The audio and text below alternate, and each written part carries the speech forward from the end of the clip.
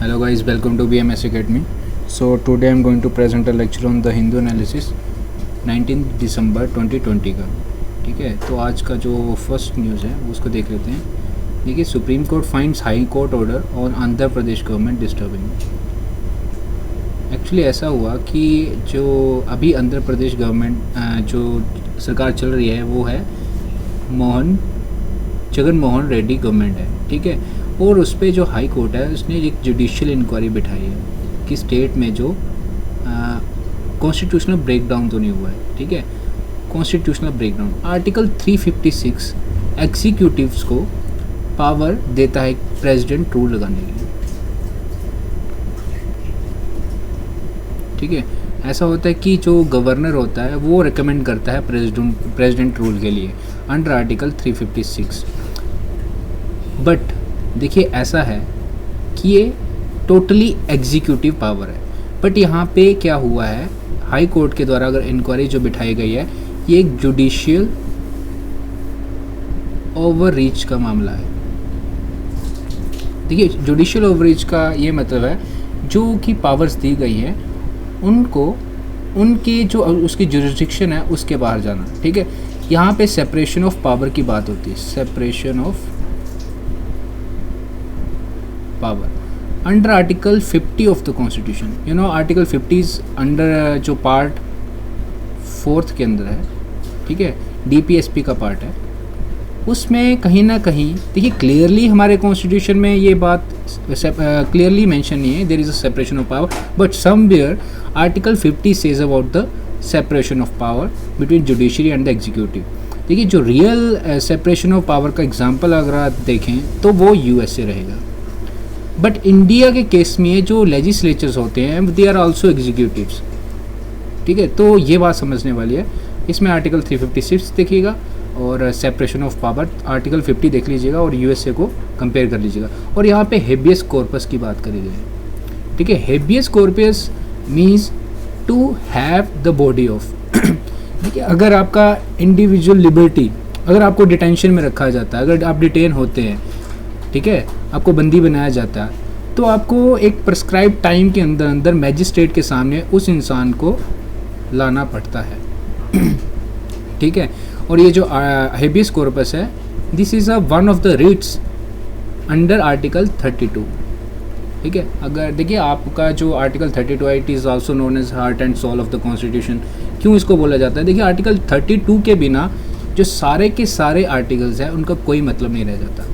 ठीक है, article 32 in the case of supreme court and article 226 in the case of high court. ठीक है, original jurisdiction की बात की जाती है। This is original jurisdiction means if your fundamental rights get violated then you directly go to supreme court और high court, that's why. और देखिए, इसके हेबियस कॉर्पस के कुछ फीचर्स हैं। अगर ये देखिए जो रिट जारी की जा सकती है वो दोनों bodies private as well as government bodies के खिलाफ की जा सकती है। ठीक है, आर्टिकल 12 के अंदर स्टेट को डिफाइन करा गया है। देखिए, इस लेक्चर में पूरा डिटेल में जा पाना संभव नहीं है, तो आप इसका आर्टिकल 12 देखिएगा और इन चीज़ों को हेबियस कॉर्पस टोटल जो रिट्स हैं वो 5 है और ये वन ऑफ द 5 रिट्स हैं। ठीक है, अगला देख लेते हैं। Parliamentary panel calls for migrant workers database. देखिए, माइग्रेंट इशू आपको माइग्रेंट्स बहुत ही इम्पोर्टेंट, देखिए हर चीज़ में इम्पोर्टेंट हो जाता है। यू नो इंडिया में बहुत ही ज़्यादा जो लोग हैं माइग्रेट हो रहे हैं, अर्बन एरियाज़ में जा रहे हैं, अपना लाइफ स्टैंडर्ड चेंज कर रहे हैं। बट देखिए, पेंडेमिक के दौरान जब ये पेंडेमिक शुरू हुई थी इंडिया के केस में तो बहुत सारे लोग फंस गए थे अपने घरों से बाहर। उसमें उस टाइम पे फूड सिक्योरिटी का इशू आ गया था, फूड सिक्योरिटी का इशू आ गया था। ठीक है, अभी जैसे कि one nation one ration card की बात करी जा रही है जिसके अंदर जो माइग्रेंट वर्कर्स रहेंगे, इवन कोई भी इंसान जो उसके लोकेलिटी में प्रिस्क्राइब करा जाता है फेयर प्राइस शॉप, उसके अलावा कहीं पे भी पूरे इंडिया में जो राशन जो एक पर्टिकुलर सब्सिडी प्रोवाइड करी जाती है फूड के लिए वो कहीं पे भी पूरे इंडिया में अवेल कर सकता है। बट याद रहे ये सिर्फ 50% कोटा ही उस जो प्रिस्क्राइब्ड रहेगा उसको यूज़ कर पाएगा, ठीक है। अब यहाँ पे देखिए एपिडेमिक डिजीज़ एक्ट 1897। देखिए जो पूरा का पूरा एपिडेमिक इस कोविड-19 को हैंडल करा गया है वो 2 एक्ट्स के तहत करा गया है। एक epidemic disease act 1897 and disaster management act 2005। इन दोनों का यूज़ करके जो गवर्नमेंट है उन्होंने डायरेक्टिव्स दिए हैं स्टेट्स को। इन्हीं 2 चीज़ों का यूज़ हुआ है पूरे एपिडेमिक के दौरान। बट जो पार्लियामेंट्री पैनल है उसने कहा है कि देखिए ऐसा है कि कहीं ना कहीं this act is obsolete, epidemic disease act. देखिए ये अंग्रेज़ों के टाइम का एक्ट था, तो आज की सिचुएशन के हिसाब से ये कहीं ना कहीं अप्रचलित सा हो गया है, ठीक है। तो इसको कहीं ना कहीं मॉडिफाई करने की बात करी गई है। तो याद रखिएगा इन दोनों एक्ट्स के बारे में। और माइग्रेंट्स इशू और उसका भी देखिए, माइग्रेंट्स का डाटा होना बड़ा ज़रूरी है। कहीं ना कहीं 1 नेशन 1 राशन कार्ड की स्कीम जो कि मार्च 2021 तक रोल आउट करने के लिए कहा गया है, तो वो भी एक महज स्कीम बन के ही रह जाएगी अगर आपके पास अच्छा माइग्रेंट्स का डाटा नहीं रहेगा, ठीक है। क्योंकि देखिए कहीं पे 100 kg राइस अलॉट होते हैं किसी फेयर प्राइस शॉप के लिए, और मान लीजिए वहाँ पे माइग्रेंट का इन्फ्लक्स बहुत ज़्यादा है, तो वो जो फेयर प्राइस शॉप होगी, मान लीजिए 80 kg जो होगा राइस उसने अपनी लोकेलिटी में बांट दिए, तो क्या 20% जो 50% कोटा अलॉट किया जाएगा 1 नेशन 1 राशन के कार्ड के तहत, वो 20 kg क्या सफिशेंट रहेंगे अगर अच्छा माइग्रेंट डाटा नहीं रहेगा, ठीक है। That's migrant data is very necessary to जो फूड सिक्योरिटी है उसको बनाए रखने के लिए, ठीक है। और भी इसके साथ एसोसिएटेड इशू हैं, ठीक है। नेक्स्ट देख लेते हैं। Iran starts nuclear facility work amid US tensions. आपको पता है JCPOA, joint comprehensive plan of action, इसको फेमसली जो जाना जाता है वो ईरान न्यूक्लियर डील के नाम से जाना जाता है, जो कि 2015 के टाइम पे ओबामा एडमिनिस्ट्रेशन के द्वारा साइन करी गई थी। एक side P5 country plus P5+1 countries थी, एक तरफ ईरान था, ठीक है। P5+ जो वर्ल्ड पावर है, जैसे कि आपका चाइना, यूएसए, यूके, फ्रांस, ये जो कंट्रीज़ हैं, और जर्मनी को ऐड करके ईरान के साथ एक न्यूक्लियर पैक्ट साइन करा गया था। बट आपको पता है जैसे कि ट्रंप के द्वारा इससे पुल आउट कर लिया गया था। तो अभी थोड़े टाइम पहले इज़राइल ने अटैक करा। एक्चुअली इज़राइल को यहाँ पे पॉइंट आउट किया जा रहा है, लेकिन इज़राइल ने भी डिनाई नहीं करा। एक जो न्यूक्लियर प्रोग्राम के साथ उनके जो साइंटिस्ट एसोसिएट थे उनको असैसिनेट कर दिया गया। And this issue is very serious. मैंने ईरान के इशू के टाइम पे भी आपको इस बात पे समझाया गया था कि अगर ईरान इस पे रिटेलिएट नहीं करता है तो कहीं ना कहीं वो ईरान की वीकनेस शो करती है चीज़, ठीक है। और अगर ईरान रिटेलिएट कर देता है तो इज़राइल और यूएसए मिलके ईरान पे स्ट्राइक्स कर सकते हैं। और जो देखिए जो बिडेन जो आए हैं उनका कहीं ना कहीं जो ईरान न्यूक्लियर डील है उसको दोबारा रिवाइव करने की कोशिश रहेगी। तो ये जो 2 मंथ बचे हैं जो ट्रंप एडमिनिस्ट्रेशन को, बिल्कुल मतलब जी जो बिडेन को वाइट हाउस में जाने तक, तो ये बहुत ही क्रूशियल पीरियड है। बट यहाँ पे ईरान ने यहाँ पे जो ये इनकी फोर्डो जो वहाँ पे न्यूक्लियर फैसिलिटीज़ है उसमें कंस्ट्रक्शन शुरू कर दी है। तो ये बहुत बड़ा इशू है। और यहाँ पे IAEA international atomic energy agency के बारे में बात करी है। देखिए वहाँ पे कुछ रिप्रेजेंटेटिव्स एंड यूनाइटेड नेशन के रिप्रेजेंटेटिव प्रेजेंट हैं ईरान ने, उन्होंने भी इस चीज़ पे अभी तक कमेंट नहीं करा है। तो देखिए यहाँ पे आपके एग्ज़ाम के पर्सपेक्टिव से international atomic energy agency important हो जाती है।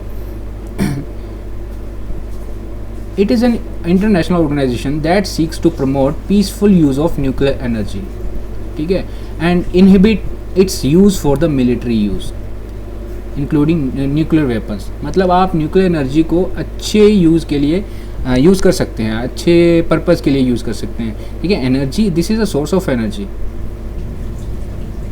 This is a source of energy. ठीक है, यहाँ पे एक और कंसेप्ट मैं आपको समझा देता हूँ। सन के अंदर जो रिएक्शन होता है दैट इज़ न्यूक्लियर फ्यूज़न, और जो आपके बॉम्ब्स में जो रिएक्शन होता है उसको फ्यूज़न बोलते हैं। फ्यूज़न और फ्यूज़न में क्या डिफरेंस है? फ्यूज़न में जो हाइड्रोजन के 4 एटम्स मिलके एक बड़ा हीलियम का एटम क्रिएट करते हैं, और यही सोर्स है सन से एनर्जी प्रोड्यूस होने का। But in nuclear fusion reaction ये जो एटम्स हैं वो टूट जाते हैं, तो हैवी डिवास्टेशन होती है। तो अगर न्यूक्लियर एनर्जी का यूज़ अच्छे पर्पज़ के लिए किया जाए then it is okay, but अगर आप मिलिट्री यूज़ के लिए कर रहे हो तो कहीं ना कहीं ये जो एजेंसी है वो सामने आ जाती है। और जो इसकी फॉर्मेशन हुई थी वो 1957 में हुई थी, इंटरनेशनल ऑर्गेनाइजेशन है, और हेड क्वार्टर आप याद रखिएगा वियना ऑस्ट्रिया में है, और टोटल 172 मेंबर स्टेट्स हैं इसकी। अगली न्यूज़ देख लेते हैं। देखिए, बैटल फॉर बंगाल, आपने सोशल मीडियाज़ वगैरह वगैरह में देखा होगा, जो जेपी नड्डा बीजेपी प्रेसिडेंट हैं उनका कॉन्वॉय को अटैक किया गया पत्थरों के साथ। कहाँ पे? वेस्ट बंगाल में। ममता बनर्जी की गवर्नमेंट चल रही है, स्टेट गवर्नमेंट है। तो ऐसा हुआ, ये जो आईपीएस ऑफिसर्स थे जिनकी सिक्योरिटी के लिए ड्यूटीज़ लगी थी उनको सेंटर ने डेप्यूटेशन कर दिया। डेप्यूटेशन मीन्स उनको सेंटर में बुला लिया गया है अलग काम के लिए। ठीक है, तो ऐसा है, it is a kind of मतलब कि पनिशमेंट के तौर पे। ठीक है, तो सेंटर जो ब्लेम कर रहा है वो इन आईपीएस ऑफिसर्स को कर रहा है। बट ऐसा है कि वेस्ट बंगाल ने जो गवर्नमेंट है उन्होंने ये बोला कि हम इनको नहीं आने देंगे।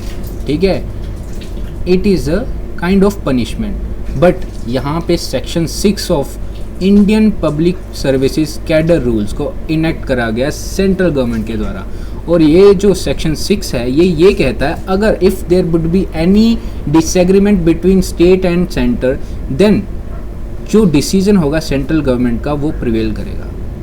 ठीक है, तो ये इशू है।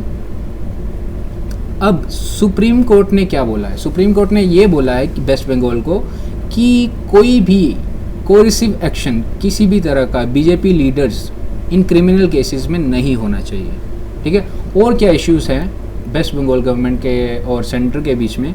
आयुष्मान भारत स्कीम, पीएम किसान सम्मान निधि। ठीक है, इन दोनों स्कीम्स के बारे में पढ़िएगा आप। देखिए, वेस्ट बंगाल गवर्नमेंट का ये कहना है कि fund should be routed through state, आप डायरेक्टली ना भेजें। ठीक है, तो कहीं ना कहीं this is also a bone of contention here. And और सीएम जो ममता बनर्जी हैं, चीफ मिनिस्टर हैं वेस्ट बंगाल की, उनके द्वारा ये भी कंप्लेंट करी गई है देयर जो सेंट्रल असिस्टेंस टू मैनेज कोविड-19 इनसफिशेंट, एक अच्छी तरह से सेंट्रल की तरफ से एक हेल्प नहीं मिली है कोविड-19 के दौरान और साइक्लोन अम्फान में। आपको पता है साइक्लोन अम्फान जो कि हैवी डिवास्टेशन हुई थी, ये आपका बे ऑफ बंगाल की तरफ से आते हुए इसने असम तक एंड पॉइंट था। देखिए, कोई भी जो ट्रॉपिकल साइक्लोन्स होते हैं वो लैंड पे जब जाते हैं तो वो ख़त्म हो जाते हैं। कोस्टल एरिया में डेफिनेटली मतलब कि वो बहुत नुकसान करते हैं, बट वो जो उनकी पावर रहती है वो वाटर में ही रहती है। ठीक है, बट इन टेम्परेट साइक्लोन्स उनका सिनेरियो कुछ डिफरेंट है। ठीक है, नेक्स्ट न्यूज़ देख लेते हैं। Friend and neighbours. देखिए, ऐसा है, कल हमने एक बात पे डिस्कस करा था नेबरहुड पॉलिसी के बारे में। नेबरहुड पॉलिसी मैंने बताया था कि वो है जो कि अपने जो इंस्टेंट आपके इमीडिएट नेबर्स हैं उनके साथ टाइज और मजबूत किए जाएं। ठीक है, तो मोदी गवर्नमेंट की जो यही फर्स्ट प्रेफरेंस रही है 2014 से ही, और इवन कि उनका जो फर्स्ट टूर रहा था वो भी भूटान के लिए रहा था, फर्स्ट जो उन्होंने टूर करा था। तो ऐसा है, रिसेंटली वर्चुअल मीट हुई है दोनों लीडर्स के बीच में, शेख हसीना एंड पीएम मोदी के बीच में। तो पहले तो बांग्लादेश जो पीएम शेख हसीना ने उन्होंने मोदी जी को इनवाइट करा है गोल्डन जुबली के लिए, गोल्डन जुबली ऑफ इंडिपेंडेंस। देखिए इंडिया ने बहुत बड़ा रोल निभाया है बांग्लादेश की इंडिपेंडेंस के लिए, ठीक है। तो उनको इस चीज़ के लिए इनवाइट करा गया है। और पीएम मोदी ने बांग्लादेश को मेजर पिलर कहा है नेबरहुड फर्स्ट पॉलिसी का, ठीक है। बहुत एक बड़ी स्टेटमेंट होती है किसी भी कंट्री के लिए, ठीक है। सो ये दोनों चीज़ें हुई हैं, बट बोन ऑफ कंटेंशन क्या है, इश्यूज़ क्या हैं दोनों कंट्रीज़ के बीच में। देखिए फर्स्ट जो इशू है सेंसिटिव बॉर्डर। अभी जो ये साल शुरू होते ही जो पहले 6 महीनों के अंदर अंदर 25 बांग्लादेशियों को हम मार दिया गया था हमारी इंडियन फोर्सेस के द्वारा। तो ये भी एक इशू है। पोरस बॉर्डर है, देखिए इन्फ्लक्स होता है इलीगल माइग्रेंट्स का, this is also issue somewhere. दूसरा जो इशू है तीस्ता वाटर डिस्प्यूट, ये भी अभी तक रिजॉल्व नहीं हुआ है, तो somewhere it is also bone of contention. तीसरा जो इशू है जो हमारा citizenship amendment act and NRC. देखिए ऐसा है कि जो इलीगल माइग्रेंट्स डिटेक्ट होंगे आफ्टर एनआरसी, तो कहीं ना कहीं ये जो रिलेशंस दोनों कंट्री के बीच में इम्पैक्ट कर सकता है, क्योंकि वहाँ पे इंटेंशनली इस चीज़ को मुस्लिम वर्ल्ड को एक्सक्लूड करा गया है बिल से, ठीक है। तो definitely it gives negative impression about India, ठीक है। तो ये भी एक वन ऑफ द इश्यूज़ है। और जो इंडिया के पर्सपेक्टिव में एक और क्या इशू है, चाइना हैवी इंफ्रास्ट्रक्चर इन्वेस्टमेंट कर रहा है, ठीक है। और उनकी दोनों की कंट्रीज़ की इकोनॉमिक कोऑपरेशन भी बहुत ज़्यादा एक्सपेंड हो रहा है, ठीक है। अभी तो जो चैलेंज देखे हम दोनों कंट्रीज़ के पर्सपेक्टिव में देखा, अब इंटरनल चैलेंजेस क्या हैं बांग्लादेश के लिए, ठीक है। जो वार टाइम्स में क्राइम हुए थे, करप्शन के जो केसेस चले थे, जो उनकी ट्रेडिशनल पार्टी थी बांग्लादेश नेशनल पार्टी, अभी उसका जो ओपोजिशन है उसकी उतनी इन्फ्लुएंस बची नहीं है, ठीक है। And it's ally pro Pakistan Jamaat Islam, ठीक है, ये प्रो पाकिस्तान ग्रुप है, इनकी इतनी इन्फ्लुएंस बची नहीं है। बट एक अनदर इस्लामिस्ट ग्रुप सामने आया है, एक सरदर्द बन चुका है, हिफाजत इस्लाम। अभी आपने देखा होगा बहुत सारे लोग गलियों से निकल के बांग्लादेश में इमैनुअल मैक्रोन जो कि फ्रेंच प्रेसिडेंट है उनके खिलाफ प्रोटेस्ट हुआ था। आपको पता है नाइस सिटी है, नाइस सिटी में एक अटैक हुआ था, तो प्रोफेट मोहम्मद को डिफेंस फोर्सेस के द्वारा कार्टून वे में कुछ दिखाया गया था। कहीं ना कहीं उस चीज़ के साथ जो मुस्लिम कम्युनिटी है उनके सेंटिमेंट्स हर्ट हुए, तो उन्होंने इस चीज़ को प्रोटेस्ट करा था, ठीक है। तो और इस ग्रुप ने इस चीज़ पे प्रोटेस्ट ऑर्गेनाइज़ करवाया। दूसरा, अभी देखिए जो कंट्री के फाउंडिंग फादर हैं बंगा बंधु मुजब्बीर रहमान, उनका स्टैचू बनाने की कोशिश करी गई गवर्नमेंट के द्वारा। तो बट वहाँ पे क्या हुआ, इस जो इस्लामिस्ट ग्रुप है उन्होंने ये बोला कि इट इज़ अगेंस्ट आर इस्लाम, तो कहीं ना कहीं वो इस इशू में भी सामने आए और इस चीज़ में भी बाधा डालने की कोशिश करी गई। बट फिर भी शेख हसीना गवर्नमेंट ने इस चीज़ को टैकल करा है। देखिए आगे क्या होता है। अब इस चीज़ में वे फॉरवर्ड क्या है इंडिया के लिए। इंडिया को इस चीज़ में वेरी सेंसिटिव रहना चाहिए, ठीक है। India should support Bangladesh for fighting radical elements, जैसे कि छोटे छोटे ग्रुप्स बन रहे हैं, इश्यूज़ क्रिएट कर रहे हैं। देखिए कहीं ना कहीं आप जो पब्लिक पावर है ना, उसकी वॉइस बहुत मैटर करती है, ठीक है। इंटरनेशनल रिलेशंस तक चेंज हो जाते हैं। देखिए अगर आपका रिप्रेजेंटेटिव ही, अगर मान लीजिए कोई रिप्रेजेंटेटिव आपके द्वारा ही चुना गया है, अगर इतने लोगों की वॉइस ये बोल रही है कि ये चीज़ ऐसी होनी चाहिए, तो इंटरनेशनल वे में भी डेफिनेटली इम्पैक्ट डालेगी। अभी जैसे कि फॉर्मर प्रोटेस्ट चल रहा है, तो यूके ने भी कहीं ना कहीं स्टेटमेंट दे दी थी, और जो हमारा इंडिया का डायस्पोरा है तो वो वहाँ पे लंदन में जाके इस चीज़ को भी प्रोटेस्ट करने की कोशिश कर रहा था। तो कहीं ना कहीं इंडिया ने भी उस चीज़ को रिटेलिएट करा था, जैसे कि हमने लास्ट लेक्चर में पढ़ा था, ठीक है। तो कहीं ना कहीं ये चीज़ें, पॉलिसीज़, इन सभी चीज़ों में मैटर करती हैं चीज़ें। एंड ये बहुत अच्छी एक स्टेटमेंट है उन्होंने ऑथर के द्वारा कि also not allow ideological inclinations of party in the relations. देखिए यहाँ पे आपको न्यूट्रल रहना है, बट फिर भी ये कहा गया है कि आइडियोलॉजिकल इंक्लिनेशन ऑफ पार्टी। देखिए आरएसएस की आइडियोलॉजी, ठीक है, कुछ आइडियोलॉजीज आपको ये चीज़ें पेपर में मेंशन नहीं करनी है फ़िलहाल, ठीक है। तो ये इन चीज़ों को आपने अपने रिलेशंस के बीच में नहीं लाना है, ठीक है। एंड आपको पता है Bangladesh is the largest trading partner in south Asia, so India का ब्रॉडर व्यू रहना चाहिए चेंज, जो जैसे जैसे सिनेरियो चेंज हो रहे हैं, ठीक है। This was the whole article and this is very important article, और एक आम इंसान को भी इस आर्टिकल को समझना चाहिए। यहाँ पे एक सबसे पहले जो बात करी गई है वो फैक्टॉइड की बात करी गई है। What is फैक्टॉइड?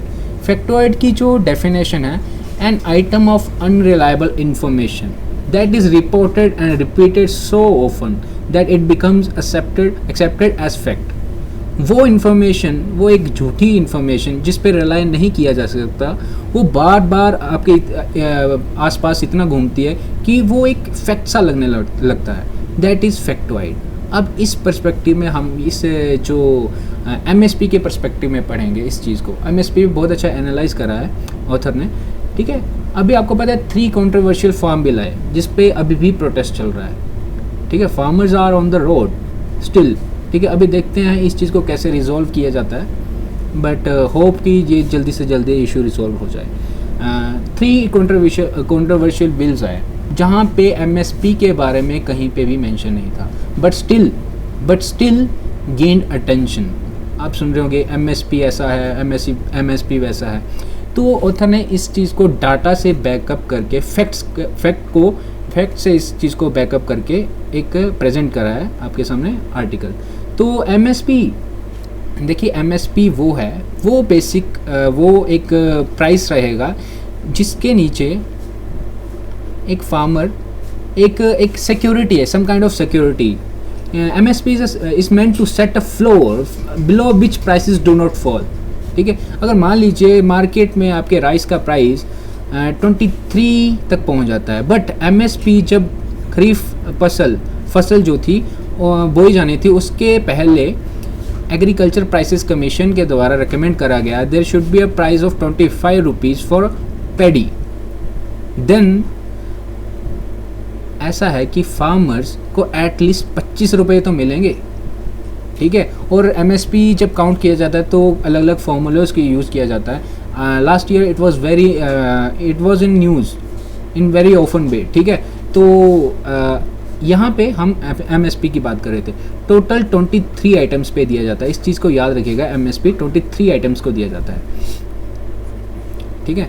तो देखिए जो फैक्टॉइड्स चल रहे हैं, फैक्टॉइड्स को मैं बता चुका हूँ, वो अनरिलायबल डाटा, क्योंकि जो आपके आसपास इतना बार बोला जाता है, इतना बार घूमता है कि आपको वो फैक्ट की तरह उस चीज़ को एक्सेप्ट कर लेते हैं, ठीक है। तो आपके पास आपको क्या लगता है, जैसे कि आप सुनते होंगे कि total 6% of farmers get benefit of that MSP, ठीक है। इस चीज़ को वो डाटा के साथ बैकअप करेंगे। अभी के लिए देख लेते हैं जो अभी प्रिवेल है बातें। 6% फार्मर्स ही बेनिफिट ले पाते हैं, और 6% में जो सिर्फ वही फार्मर्स हैं जो कि लार्ज फार्मर्स हैं, ठीक है। हम large farmers, medium farmers, marginal farmers को भी समझेंगे, ठीक है। सिर्फ लार्ज फार्मर्स ही इस चीज़ का बेनिफिट ले पाते हैं, and only farmers from Punjab and Haryana get benefited, ठीक है। इन चीज़ों को आगे रियल फैक्ट्स के साथ देखने की कोशिश करते हैं। देखिए ऐसा है, मार्जिनल फार्मर्स उसे कहा जाता है जिसकी लैंड होल्डिंग, जिसके पास 1 हेक्टेयर तक की लैंड है, उसको हम मार्जिनल फार्मर्स डिनोट करते हैं। 1 हेक्टेयर जो होता है वो होता है 2.5 एकर्स के बराबर, 1 हेक्टेयर, ठीक है। और जो स्मॉल फार्मर्स होता है उसकी जो लैंड होल्डिंग होती है 1 हेक्टेयर से लेके 2 हेक्टेयर के बीच रहती है, ठीक है। That is known as small farmers. अगर इसको हम कन्वर्ट करें 2 हेक्टेयर को, तो वो 5 एकर्स के पास पहुंच जाता है। और जो मिडिल फार्मर है वो होता है जिसकी लैंड होल्डिंग 2 हेक्टेयर से लेके 5 acres, 2 hectares, more than 2 hectares रहती है, ठीक है। Means more than 5 acres, means 5 एकड़ से लेके टू हेक्टेयर से लेके 10 हेक्टेयर्स के बीच में जिसकी लैंड होल्डिंग रहेगी वो मिडल फार्मर्स कहलाते हैं। And big farmers are those who have land holdings above और मोर देन 10 हेक्टेयर, ठीक है, मीन्स 25 एकर्स के आसपास हो गए हैं, ठीक है। अब रियल फैक्ट्स क्या शो करते हैं, जो कि फैक्ट यहाँ पे मेंशन करे गए हैं, this is very factual article. आपको इतनी सभी चीज़ें याद नहीं रखनी है, बट स्टिल आपको समझने के लिए ये चीज़ें ज़रूरी हैं। नेशनल सैंपल सर्वे 2012-13 का डाटा लिया है और फूड कॉरपोरेशन ऑफ इंडिया का जो डाटा प्रोवाइड करा गया है वो उसको बेसिस बनाया गया है इस पूरे आर्टिकल में। देखिए ये कहा जाता है कि 6% फिगर जो है वो नेशनल सैंपल सर्वे 2012-13 के द्वारा सिर्फ पैडी और व्हीट के लिए है, 23 क्रॉप जिन पे दिया जाता है उसके बारे में नहीं है, ठीक है। इस बात को देखिए, ये रियल फैक्ट है।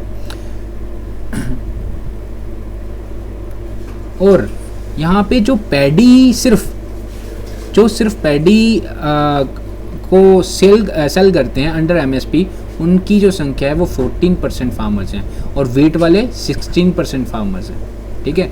आगे देखते जाइएगा। To expand reach of MSP to more states many systematic efforts, और मतलब कि गवर्नमेंट के द्वारा बहुत सारे सिस्टमेटिक एफर्ट्स लिए गए हैं। जैसे हमने पिछले स्लाइड में पढ़ा, जो फैक्टॉइड चल रहा है कि कहाँ के फार्मर सिर्फ बेनिफिट लेते हैं, पंजाब एंड हरियाणा के, ऐसा कुछ नहीं है।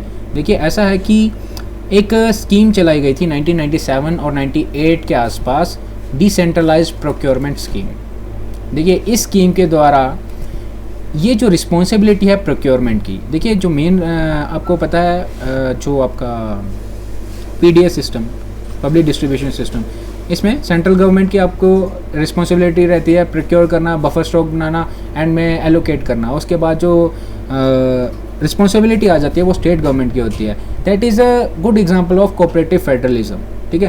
तो यहाँ पे उस चीज़ को हम रहने देते हैं। अभी देखते हैं कि ये जो डिसेंट्रलाइज्ड प्रोक्योरमेंट स्कीम है उसके द्वारा ये रिस्पॉन्सिबिलिटी स्टेट गवर्नमेंट्स को दे दी जाती है कि वो प्रोक्योर करें, और एक प्री एग्रीमेंट एक साइन हो जाएगा, मतलब कि हाँ अगर आप इतना प्रोक्योर करते हो तो हम इस रेट पे आप स्टेट को सेंटर रीइंबर्स कर देगा, मतलब इतना पैसा, मतलब 1 kg पे अगर आप मान लीजिए, ऐसा है सिंपल वे में देखिए, अगर स्टेट और सेंट्रल गवर्नमेंट बोलती है हाँ ठीक है, ऐसा है कि आप स्टेट वाले जो हैं, अगर आप कोई भी स्टेट है एक्स स्टेट, मान लिया आप प्रोक्योर कर लो rice, paddy, whatever it is, तो हम ये है 25 रुपये पर kg दे देंगे, ठीक है। तो रीएम्बर्स कर देती है वो पैसा सेंट्रल गवर्नमेंट। तो it is one of the efforts for expansion of reach of MSP, ठीक है।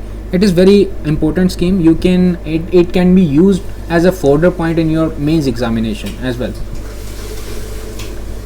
ठीक है। आगे देखिए, अब फूड कॉरपोरेशन ऑफ इंडिया 2015 के द्वारा जो एक डाटा दिया गया था वो ये कहता है 15 states had taken the programme, ठीक है। 15 स्टेट्स ने इस प्रोग्राम को एक्सेप्ट भी करा है। अंटिल 2000 तक ऐसा था 10% of wheat and rice from traditional states. यहाँ पे ट्रेडिशनल स्टेट्स किसको डिनोट करा गया है, Punjab, Haryana and some part of Uttar Pradesh, ठीक है। तो ये जो 10% है उसको डिनोट करेगा। बट 2012-13 तक देखिए, वो जो स्कीम मैंने आपको पहले बताया ये डिसेंट्रलाइज्ड प्रोक्योरमेंट स्कीम, देखिए शुरुआत में इस चीज़ को इतना इंपॉर्टेंस नहीं दी गई थी, बट 2005 तक पहुँचते डेफिनेटली ये जो है इस चीज़ को महत्व दिया गया। और 2012-13 में ये जो शेयर था वो 25 से 30% डाइवर्सिफाई हो चुका था, ठीक है। जो ट्रेडिशनल स्टेट से ही ट्रेडिशनल स्टेट से 10% आता था, इस डीसीपी को यूज़ करने के बाद 2015 के आसपास ये 25 से 30% तक पहुंच गया, ठीक है। और Chhattisgarh and Orissa 10% contributor for paddy procurement in whole country. ऐसा नहीं है कि सिर्फ पंजाब और हरियाणा ही में ही एमएसपी चलता है, ठीक है। It is the real facts. For wheat MP, Madhya Pradesh under decentralised procurement, ठीक है, 20% कंट्रीब्यूट करता है भीट के लिए, एमपी ही। It is very important. और 2020-21 में ऐसा कहा जा रहा है कि it will surpass Punjab in wheat procurement. So next time जब भी आप इस बारे में बात करें तो इन फैक्ट्स को याद कर लीजिएगा, ठीक है। फॉर पैडी 9% जो प्रोक्योर करा जाता है पंजाब से, 7% Haryana, 11% Odisha, 33% from Chhattisgarh. These are only facts, you don't have to remember everything here, ठीक है। विच फार्मर्स बेनिफिटेड, फैक्टॉइड क्या चल रहा है, only large, but real fact क्या है, 1% only large farmers who sell paddy for government to government, ठीक है। 70% जो हैं वो स्मॉल एंड मार्जिनल फार्मर्स है जो कि पैडी को डिस्ट्रीब्यूट करते हैं गवर्नमेंट को, सॉरी बेचते हैं, ठीक है। और in case of wheat only 3% large farmers are जो हैं कि वो गवर्नमेंट को इस चीज़ को बेचते हैं, और more than 56 small and medium farmers ही हैं in case of wheat. So in non traditional states overwhelming majority in DCP is small and marginal farmers, जो कि डिसेंट्रलाइज प्रोक्योरमेंट स्कीम के तहत जो नॉन ट्रेडिशनल स्टेट्स मतलब other than Punjab, Haryana and some parts of UP, other states में जो सबसे ज़्यादा मेजोरिटी है वो स्मॉल एंड मार्जिनल फार्मर्स की ही है प्रोक्योरमेंट के बेसिस पे देखा जाए, ठीक है। तो इन लास्ट देखिए Chhattisgarh and Odisha contribute 70 to 80% small and marginal farmer जो प्रोक्योरमेंट होती है। Very big statement, you can use it as a fodder point अगर आपको गवर्नमेंट को अगर आपको डिफेंड करना पड़ेगा तो, ठीक है। These are very important points.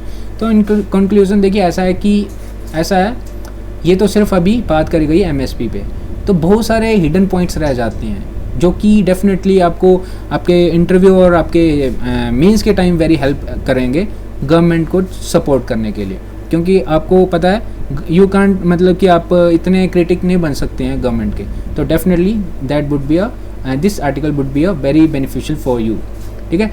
और ऐसा है कि प्रोपोर्शन ऑफ फार्मर्स बड़ा है, ज़रूरी नहीं है सिर्फ लार्ज फार्मर्स ने ही बेनिफिट लिया, और इसका जोग्राफिकल एक्सपेंशन भी बहुत अच्छा हुआ है, और स्मॉल एंड फार्मर्स हैं वो जो कि सबसे ज़्यादा बेनिफिट हुए हैं। तो I think it is enough for today. So अगर आपको अच्छा लगे तो इसको शेयर कर सकते हैं। Knowledge share is equal to knowledge care.